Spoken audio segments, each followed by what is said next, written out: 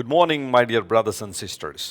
యేసుక్రీస్తు వారి శ్రేష్టమైన నామంలో ఈ ఉదయకాల సమయంలో మీ అందరికీ శుభాభివందనాలు ప్రకటిస్తున్నాను. మీరంతా అనుక్షణం దేవుని ఆరాధించేవారుగా ఉండాలని, ఆధ్యాత్మికంగా క్షేమంగా ఉండాలని మీకోసం పట్టుదలగా ప్రార్థన చేస్తున్నాను. దేవుని కృప మరియు ఆయన సమాధానం ఎల్లప్పుడూ మీకు తోడుగా ఉండను గాక. ఓ దేవుని సేవకుడు ఇలా అంటాడు, దేవుని మీదనో మరియు ఆయన వాక్యం మీదనో నిరీక్షణ కలిగి ఉండేవాడు లోకంలో ఏ విషయంలోనూ నిరాశ చెందడు అని. అది ఖచ్చితంగా వాస్తవమే. దేవుని మీద ఆశ పెట్టుకునేవాడు, దేవుని వాక్యం మీద నిరీక్షణ కలిగిన వాడు ఎట్టి పరిస్థితుల్లోనూ నిరాశకు గురవ్వడు. అపవాది కొన్నిసార్లు కొన్ని సందర్భాలు మన జీవితంలో తీసుకొస్తాడు, నిరాశ నిస్పృహలను మన ముందు తీసుకొస్తాడు. అయితే ఆ పర్టికులర్ సమయంలో మనం దేవుని మీద విశ్వాసం ఉంచగలిగితే, ఆయన వాక్యాన్ని గట్టిగా పట్టుకోగలిగితే నిరాశను జయించి నిరీక్షణతో మనం బ్రతకగలుగుతాం. ప్రతిరోజు ఉదయాన్నే లేచిన తర్వాత ఒక వాగ్దానాన్ని బైబిల్లోంచి మనం ధ్యానం చేస్తున్నాం. ఈరోజు వాగ్దాన సందేశంగా ఆదికాండము 17వ అధ్యాయము 8వ వచనాన్ని మనం చదువుకుందాం. Genesis chapter 17 and verse 8. నీకును నీ తరువాత నీ సంతతికిని నీవు పరదేశివై ఉన్న దేశమును అనగా కనాను దేశమంతటిని నిత్య స్వాస్థ్యముగా ఇచ్చి వారికి దేవుడినై యుందునని అతనితో చెప్పాను.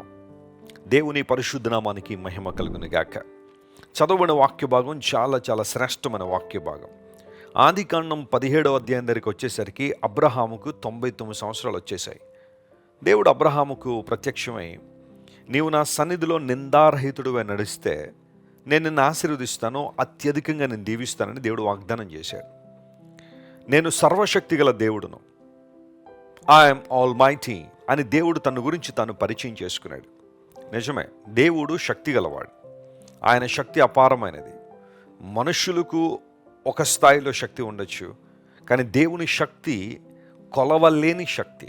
సర్వశక్తిమంతుడు అని దేవుణ్ణి మనం కీర్తించడంలో ఆనందించాలి, సంతోషించాలి. దేవుడు సర్వశక్తి గలవాడు కాబట్టే ఏ సమయంలోనైనా, ఎవరి జీవితంలోనైనా, ఏ స్థాయిలోనైనా గొప్ప కార్యాలు జరిగించగలడు. అబ్రహాముతో దేవుడు మాట్లాడుతున్నాడు, అబ్రామా, నీవు నిందారహితుడిగా నా సన్నిధిలో నడు, walk before me and be blameless. ఎప్పుడైతే నువ్వు అలా చేస్తావో నేను ఆశీర్వదిస్తాను.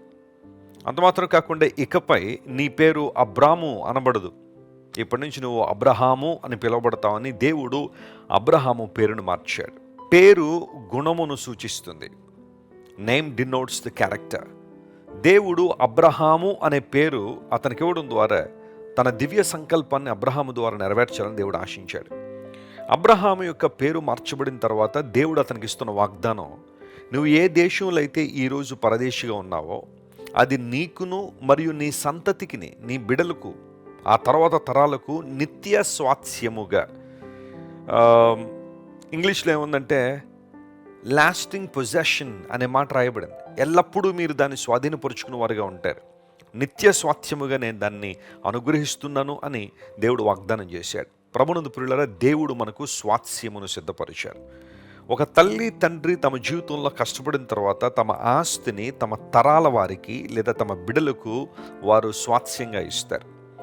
దేవుడు మనకు కూడా స్వాస్థ్యాన్ని అనుగ్రహించాడని బైబిల్లో రాయబడింది. హెబ్రీలకు రాస్తూ అపోస్తలుడైన పౌలు మొదటి అధ్యాయంలో అంటాడు, మనందరికీ కూడా రక్షణ అనే స్వాస్థ్యము ఇవ్వబడింది అన్నాడు. అది చాలా శ్రేష్టమైన మాట. రక్షణ అనేది ఒక స్వాస్థ్యం. నువ్వు రక్షించబడిన వ్యక్తివా? యేసుక్రీస్తు ప్రభు రక్తం ద్వారా కడగబడిన వ్యక్తివా? రెండవ జన్మ అనగా నూతన జన్మానుభవం నీలో ఉందా? నువ్వు రక్షించబడిన వ్యక్తివైతే నువ్వు ఆల్రెడీ ఓ గొప్ప స్వాస్థ్యాన్ని కలిగి ఉన్నావు. చాలాసార్లు లోకంలో వారిని వీరిని చూసి మత్సరపడుతూ ఉంటాం, అసూయ పడుతూ ఉంటాం.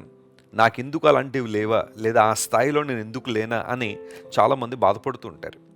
అయితే రక్షించబడిన విశ్వాసి గమనించాల్సిన విషయం ఏంటంటే, రక్షణ అనేది గొప్ప స్వాస్థ్యం. నువ్వు రక్షించబడ్డావు అంటే ప్రపంచంలో అందరికన్నా గొప్ప స్వాస్థ్యం నీకుంది అని. ఆ కారణాన్ని బట్టే లేఖనం సెలవిస్తూ ఉంది, ఇశ్రాయేలు నీ భాగ్యం ఎంత గొప్పదో తెలుసా, యెహోవా రక్షించిన నిన్ను పోలిన వారు ఎవరు అని ద్వితీయోపదేశకాండంలో మనం చూస్తాం కదా, 33వ అధ్యాయంలో. దేవుని చేత రక్షించబడిన వారితో సమానులు మరొకరు లేరు. ప్రపంచంలో మనిషికి ఎన్నున్నా, ఎన్ని ఆస్తిపాస్తులు కూడగట్టుకున్నా, ధనధాన్యాలు ఎన్ని కూడగట్టుకున్నా ఒకనాడు చనిపోయిన తర్వాత ఏది అతనితో రాదు.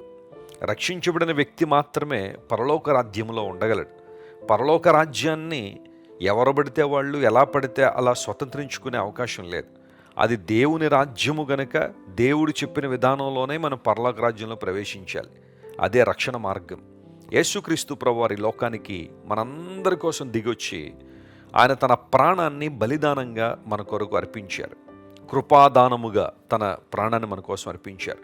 ఇప్పుడు ఎవరైతే యేసుక్రీస్తు ప్రభు యొక్క శిలువ మరణం యందు విశ్వాసం ఉంచుతారో వారందరూ ఉచితంగా నీతిమంతులుగా తీర్చబడుతున్నారు, అనగా రక్షణ పొందుతున్నారు. రక్షణ అనే స్వాస్థ్యాన్ని దేవుడు మనకిచ్చారు.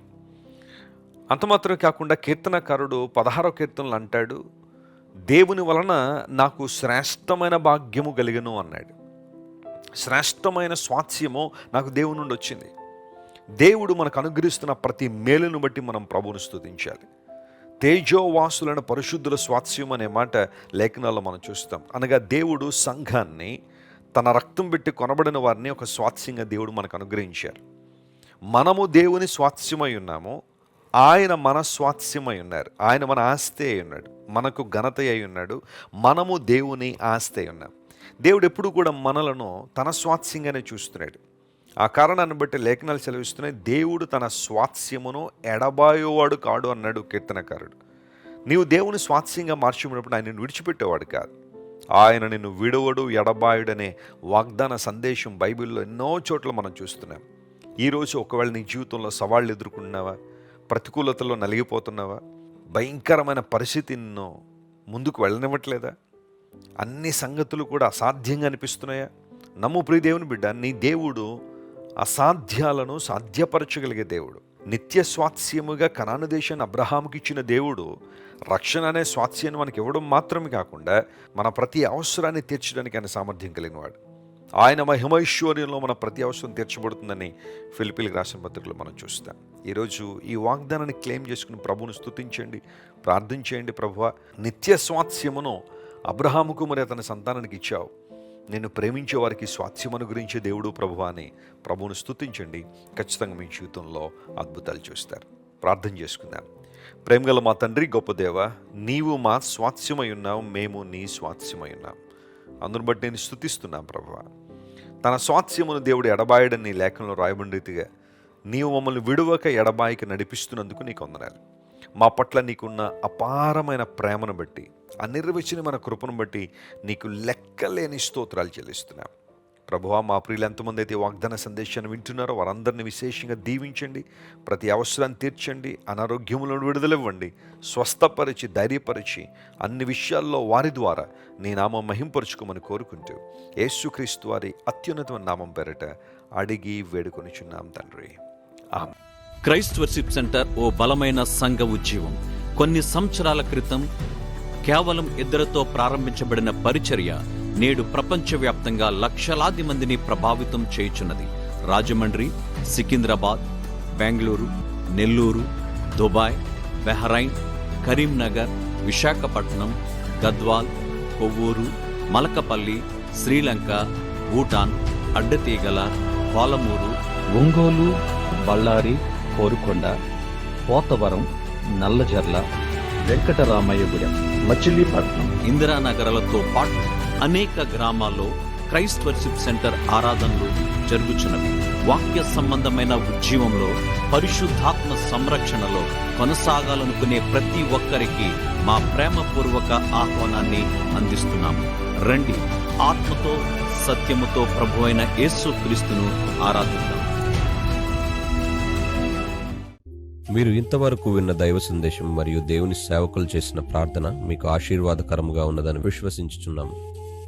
ఈ సందేశాన్ని మీ స్నేహితులకు, బంధువులకు షేర్ చేయండి. మీకు ఏదైనా ప్రార్థన అవసరత ఉన్నచో మా ఫోన్ నంబర్లకు కాల్ చేయండి. దేవుడు మిమ్మల్ని ప్రేరేపిస్తే విశ్వాసంతో సాగుచున్న ఈ పరిచర్యను ప్రోత్సహించండి. మరిన్ని వర్తమానాలు, పాటలు వినుటకు జాన్ వెస్లీ మినిస్ట్రీస్ అను మా యూట్యూబ్ ఛానల్ను సబ్స్క్రైబ్ చేసుకొనండి. ప్రభువైన యేసుక్రీస్తు కృప మీకు తోడైండును గాక.